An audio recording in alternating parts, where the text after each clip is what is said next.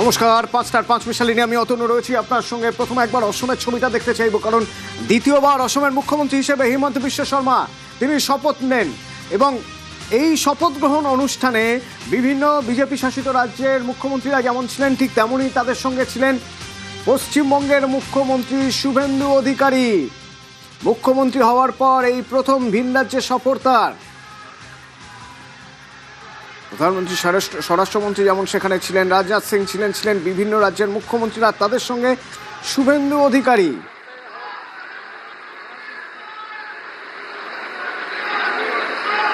এবং শুভেন্দু অধিকারী রাজ্যের মুখ্যমন্ত্রী যখন তিনি এই শপথ গ্রহণ অনুষ্ঠানে গেলেন, এই শপথ গ্রহণ অনুষ্ঠানে একরকম তারকাদের ভিড়, কারণ বিভিন্ন রাজ্যের মুখ্যমন্ত্রীরা তারা রয়েছেন সেখানে, সবাই সবার সঙ্গে পরিচিত হচ্ছেন। দ্বিতীয়বারের জন্য শপথ নিলেন হিমন্ত বিশ্ব শর্মা।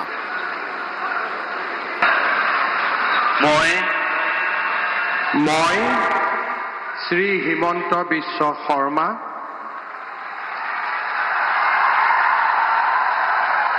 ঈশ্বৰৰ নামত শপত লওঁ যে বিধিৰ দ্বাৰা স্থাপিত ভাৰতৰ সংবিধানৰ প্ৰতি মই প্ৰকৃত বিশ্বাস আৰু আনুগত্য পোষণ কৰিম। মই ভাৰতৰ সাৰ্বভৌমত্ব আৰু অখণ্ডতা অক্ষুণ্ণ ৰাখিম। মই অসমৰ মুখ্যমন্ত্ৰী হিচাপে মোৰ কৰ্তব্য বিশ্বস্ততাৰে আৰু শুদ্ধ অন্তঃকৰণেৰে সম্পাদন কৰিম আৰু মই ভয় বা পক্ষপাত, অনুৰাগ বা বিদ্বেষ মুখ্যমন্ত্রী হিসেবে শপথ নিলেন হিমন্ত বিশ্ব শর্মা। অসমের মুখ্যমন্ত্রী হিসেবে শপথ নিলেন এবং সেখানে এ রাজ্যের মুখ্যমন্ত্রী শুভেন্দু অধিকারী, যিনি গুয়াহাটি এয়ারপোর্টে নেমে প্রথমেই বললেন যে অনুপ্রবেশ রুখতে অসম যেভাবে কাজ করেছে, হিমন্ত বিশ্ব শর্মার সরকার যেভাবে কাজ করেছে, সেই মডেলই ফলো করবে পশ্চিমবঙ্গ।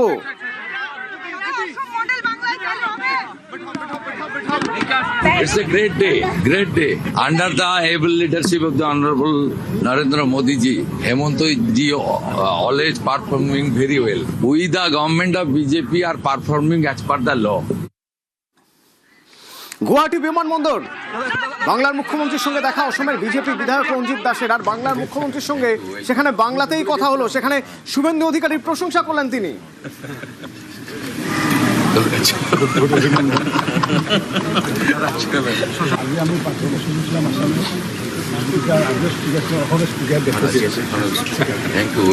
আমি বেঙ্গলে গেছিলাম, আমরা আপনার প্রচুর হেল্প করেছেন।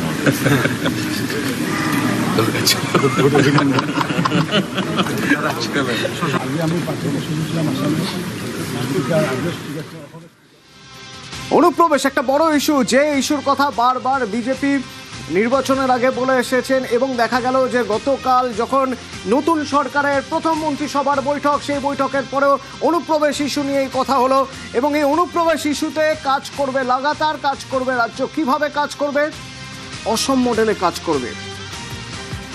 যে যে রাজ্যগুলিতে অনুপ্রবেশ সমস্যা, সব রাজ্য একযোগে কাজ করবে। অসমের মডেলে বাংলার সীমান্ত সুরক্ষা হবে, বার্তা মুখ্যমন্ত্রী শুভেন্দু অধিকারী, যেখানে তিনি বলছেন যে হিমন্ত বিশ্ব শর্মার অভিজ্ঞতাই হাতিয়ার। मुख्यमंत्री जी मेरा बड़ा भाई है, मेरा साथ बहुत अच्छा रिलेशन बहुत दिन से है। उनको देख के भी बहुत सीखना है और इतना डाउन टू अर्थ है, इसलिए हेमंत जी का आने वाला दिन को बड़ा एक्सपीरियंस ज्यादा है, तो एक्सपीरियंस में मैं काम में लगा। राष्ट्रवाद के लिए, देश के हित के लिए जो काम असम में हुआ है, त्रिपुरा में हुआ है, वो काम बंगाल में पूरा करने का काम बीजेपी सरकार करेगा। खास करके घुसपैठिया इलीगल इन्फिल्ट्रेटर्स को लेकर और हमारी बॉर्डर, बांग्लादेश बॉर्डर को सुरक्षित करने के लिए असम ने जो कदम उठाया, वो कदम बंगाल में भी उठाना चाहिए। वो काम पहले कैबिनेट से हम लोग शुरू कर दिया। এবং অনুপ্রবেশ রুখতে গেলে সবচেয়ে গুরুত্বপূর্ণ হলো ভারত আর বাংলাদেশ এই যে সীমান্ত সুরক্ষার জন্য বিএসএফ কে জমি দেওয়া, যে প্রক্রিয়া শুরু করে দেওয়া হলো। শুভেন্দু অধিকারীর প্রথম মন্ত্রিসভার বৈঠকেই সিদ্ধান্ত হয়েছে এবং এই যে কাঁটাতারহীন এলাকার যে সীমান্তের মানুষ, প্রান্তিক পাড়ের মানুষ, তারা এই সিদ্ধান্তে স্বস্তিতে। আমাদের দেশের সুরক্ষার প্রশ্ন, পশ্চিমবঙ্গের সুরক্ষার প্রশ্ন এবং যেভাবে জনবিন্যাস বদলে গেছে, আজকে আমরা প্রথম দিনই কেন্দ্রীয় স্বরাষ্ট্র দপ্তর তথা বিএসএফ এর সীমান্ত সুরক্ষিত করার জন্য জমি ট্রান্সফার প্রক্রিয়া আমরা আজকে অনুমোদন দিলাম। অনুপ্রবেশ ইস্যুতে বারবার গরম হয়েছে ভোটের বাজার। ভোটে জেতার পর তাই প্রথম মন্ত্রিসভার বৈঠকেই শুভেন্দু অধিকারীর মন্ত্রিসভার সিদ্ধান্ত, সীমান্তে কাঁটাতার লাগাতে বিএসএফকে ৪৫ দিনের মধ্যে প্রয়োজনীয় জমি দেবে রাজ্য সরকার। আজ থেকেই ল্যান্ড ট্রান্সফার প্রক্রিয়া শুরু হবে। ভূমি ও রাজস্ব সচিব তাকে এবং মুখ্য সচিবকে দায়িত্ব দেওয়া হলো ৪৫ দিনের মধ্যে বিএসএফ এর প্রয়োজনীয় জমি হস্তান্তর সম্পূর্ণ করতে হবে।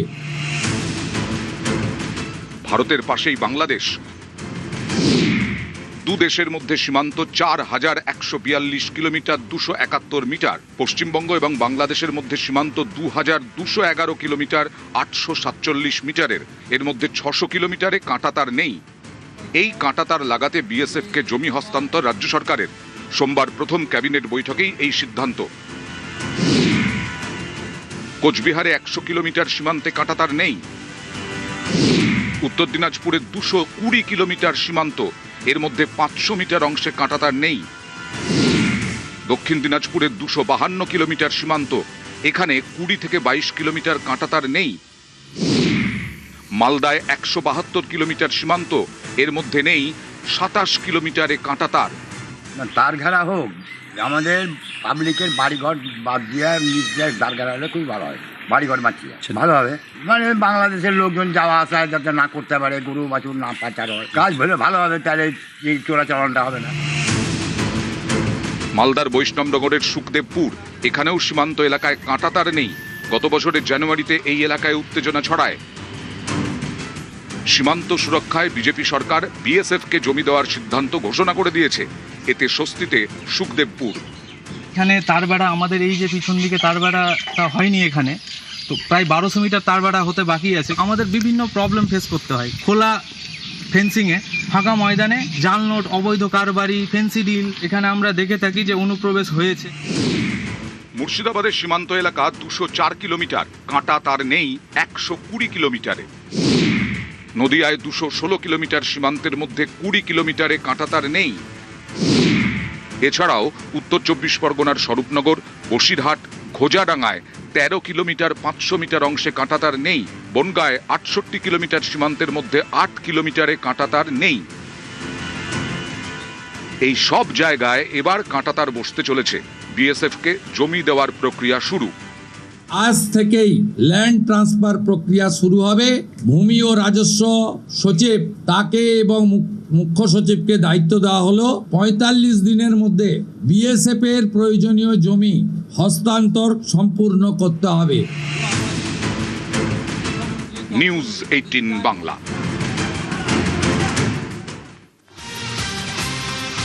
এই যে কাঁটাতার, এই কাঁটাতার একটা ভরসার জায়গা, এই কাঁটাতার একটা স্বস্তির জায়গা। রাত বিরেতে ওপার থেকে কেউ হানা দেবে না, লুট করে নিয়ে চলে যাবে না, পাচার হবে না। যারা একদম প্রান্তিক পাড়ে থাকেন তাদের কাছে একটা স্বস্তির জায়গা। যেমন মালদার কথা যদি আমি বলি, বর্ডার সিল, তাই সীমান্তবাসী খুশি। কাঁটাতার লাগানোর জন্য জমি অধিগ্রহণ করা হবে ৪৫ দিনের মধ্যে, ঘোষণা করেছে সরকার। কৃষকরা প্রস্তুত, তারা কাঁটাতারের জন্য জমি দিতে রাজি। সরকারের তৎপরতায় স্বস্তি। হবিবপুর, মালদার হবিবপুর সীমান্তবর্তী এলাকা।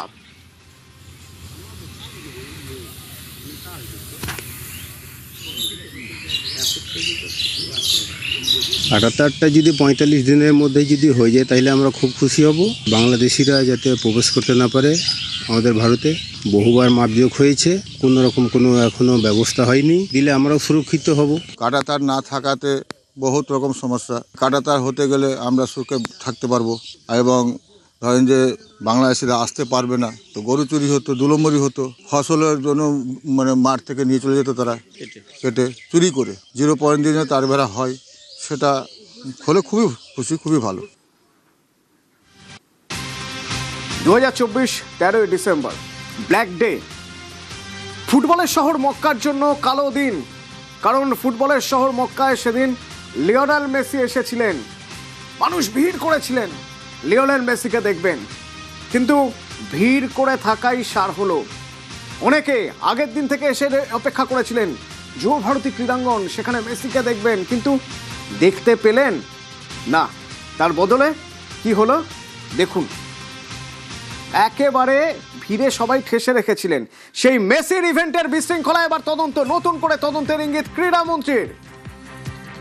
বিপুল টাকায় টিকিট কিনেও বঞ্চিত হয়েছিলেন দর্শকরা।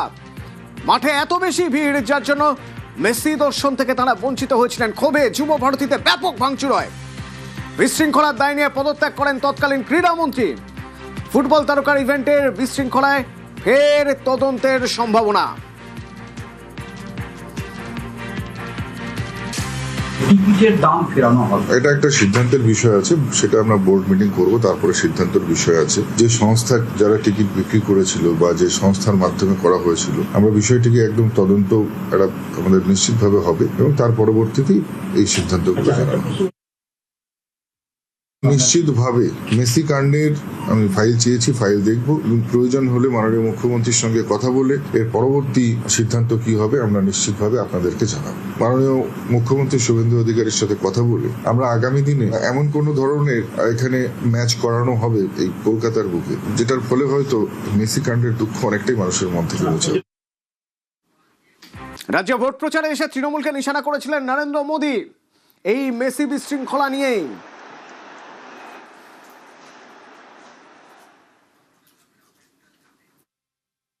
टीएमसी के नेताओं ने, मंत्रियों ने फुटबॉल को भी सिंडिकेट के हवाले कर दिया। कितनी शर्मनाक तस्वीरें पूरी दुनिया ने कोलकाता से ये टीएमसी वालों के कारनामे देखे थे। ये महाजंगल राज की ही निशानी है। जब आरजी कर मेडिकल कॉलेज में एक डॉक्टर बेटी के साथ अन्याय किया गया, मोहन बागान और ईस्ट बंगाल भी बेटियों के खिलाफ हुई निर्ममता के खिलाफ कंधे से कंधा मिलाकर खड़े हो गए थे। দায়িত্ব নিয়েই প্রাণী সম্পদ ভবনে বৈঠকে মন্ত্রী দিলীপ ঘোষ দপ্তরের আধিকারিকদের সঙ্গে বৈঠক করেন তিনি।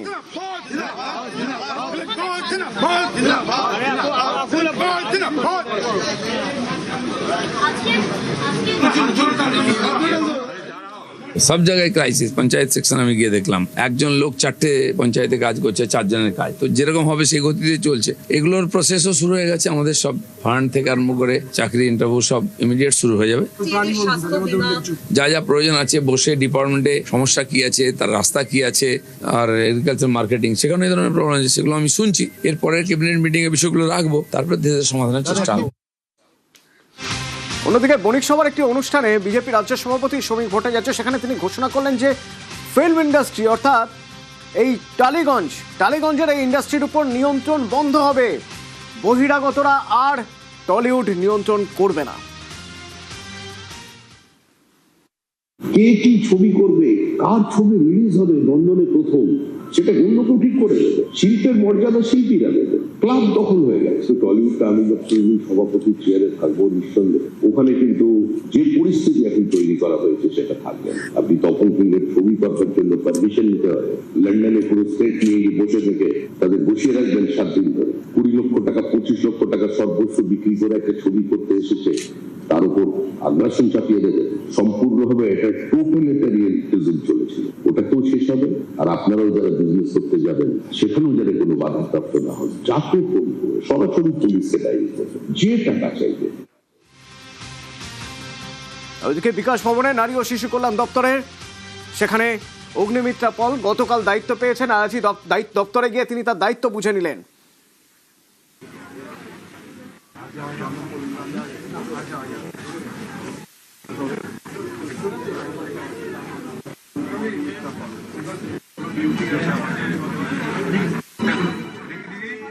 বার্তা শুধু ই স্লিভ টিজার, শ্লীলতাহানি, তৃণমূলের ঝান্ডা হাতে বলে আমি ভয় দেখাতে পারবো, ধর্ষণ করতে পারবো।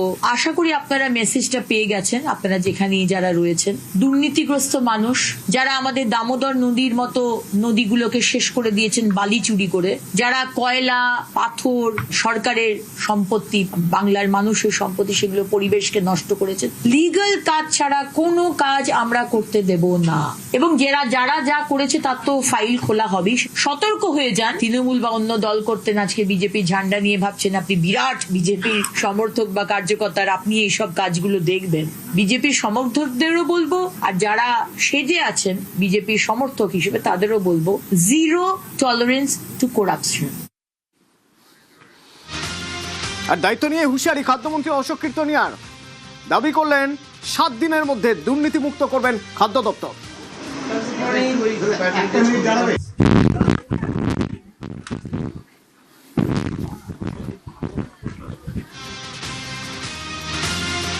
একটা সপ্তাহ টাইম, যাদেরকে নিয়ে এই দুর্নীতিটা হয়েছে আগে তাদের ব্যবস্থা করতে হবে। যতদিন এই দপ্তরে থাকবো, রেশনে কোনো দুর্নীতি করতে মেনে নেব না। আপনার জুন মাস থেকে উৎকৃষ্ট মানের খাদ্যদ্রব্য পাবেন। যে কাটমানি এখনো যাচ্ছে সে কাটমানি পুরো সম্পূর্ণ রূপে এই ব্যবস্থা থেকে বন্ধ হবে। যেভাবে দুর্নীতি হয়েছে, যেভাবে পশ্চিমবঙ্গের মানুষকে তাদের ন্যায্য অধিকার হরণ করা হয়েছে, এটা যথেষ্ট হয়েছে। আমি এটা করতে দেবো না। আমার পলিটিক্সের চাপ আর পিছনে কোনো দুর্নীতি আমি করতে দেবো না খাদ্য দপ্তরে, এইটুকু আমি বলে দেবো।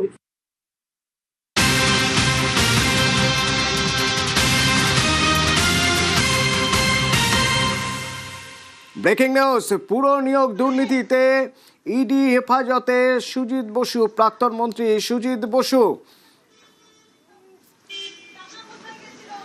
অনুপ আছে আমার সঙ্গে। অনুপ, গতকালই গ্রেপ্তার করা হয়েছে সুজিত বসুকে, কি আপডেট রয়েছে আমাদের কাছে? রাজ্যের প্রাক্তন দমকল মন্ত্রী সুজিত বসু, তাকে পৌর মামলায় তাকে গ্রেপ্তার করা হয়েছিল এবং এই ক্ষেত্রে তাকে ইডি হেফাজতের আবেদন জানানো ছিল আদালতে পেশ করার পরবর্তী ক্ষেত্রে। ইতিমধ্যে ইডির পক্ষ থেকে 10 দিনের হেফাজতের আবেদন করা হয়েছিল আদালতে, প্যাংশন আদালতে। সেক্ষেত্রে ইডির পক্ষ থেকে সমস্ত কিছু শোনার পক্ষ থেকে বিচারক 10 দিনের ইডি হেফাজতের আবেদন দিয়েছে। 25/5/2026 পরবর্তী ডেট, এমনটাই বলা হচ্ছে। কারণ পৌর নিয়োগ যে দুর্নীতি মামলায়, সেক্ষেত্রে যখন আজকে তাকে আদালতে পেশ করা হয়, সেখানে প্রাক্তন দমকল মন্ত্রী সুজিত বসু তাকে কিন্তু এজলাসে আনা হয়েছিল এবং করা হয়। মূলত ইডির পক্ষ থেকে দাবি করা হয় 10 দিনের ইডি হেফাজত প্রয়োজন, তার কারণ তাকে জিজ্ঞাসাবাদ অত্যন্ত প্রয়োজন এই তদন্ত মামলা এগোনোর ক্ষেত্রে। বেশ কিছু যে ক্যান্ডিডেট লিস্টের কথা বলা হচ্ছে, মূল অভিযুক্ত অনিল সিং, তিনি কিন্তু তার থেকে তথ্য পাওয়া গিয়েছিল এবং একাধিক ডিজিটাল এভিডেন্স পাওয়া গিয়েছে বলে দাবি করা হয়েছিল। এবং তিনি যদিও বর্তমানে বিধায়ক না থাকলেও তিনি এখনো প্রভাবশালী নেতা, এমনটাই জানানো হয়। জামিন পেলে কিন্তু এই এভিডেন্স তিনি নষ্ট করতে পারে, ইডির আইনজীবীর পক্ষ থেকে দাবি করা হয়। কিন্তু সুজিত বসুর আইনজীবীর পক্ষ থেকে বারবার জামিনের আবেদন করা হয়েছিল। শেষমেশ সর্বকিছু হওয়ার পরে বিচারক নির্দেশ দেন আগামী 10 দিন পুলিশ ইডি হেফাজতের নির্দেশ দেন। 25/6/2026 পর্যন্ত ইডি হেফাজত সুজিত বসুর। কারণ পৌর নিয়োগ দুর্নীতি মামলায় তাকে গ্রেপ্তার করার পরে আদালতে পেশ করার পরবর্তী ক্ষেত্রে বিচারকের পক্ষ থেকে আজকে নির্দেশ দেয় 10 দিনের ইডি হেফাজত। গতকালই তাকে গ্রেপ্তার করা হয়েছিল, দীর্ঘ জেরা, এবং তারপরে তাকে গ্রেপ্তার, কেন গ্রেপ্তার না তার বয়ানে অসঙ্গতি, 10.5 ঘন্টা জিজ্ঞাসাবাদ, তারপরে তাকে গ্রেপ্তার করা হয়েছিল।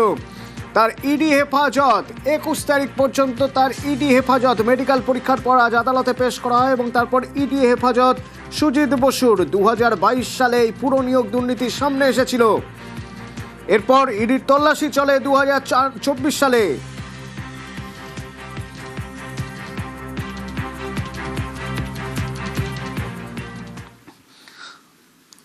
পেট্রোপণ্য ও জ্বালানি নিয়ে বিশ্বজোড়া সংকট, আর এই সংকটের মোকাবিলায় আম জনতার কাছে প্রয়োজনীয় পদক্ষেপের সরকারি অনুরোধ একটি রুটিন বিষয়। সংকট মোকাবিলায় দেশের জনগণের কাছে প্রধানমন্ত্রী নরেন্দ্র মোদীর অনুরোধ বর্তমান অবস্থারই প্রতিফলন,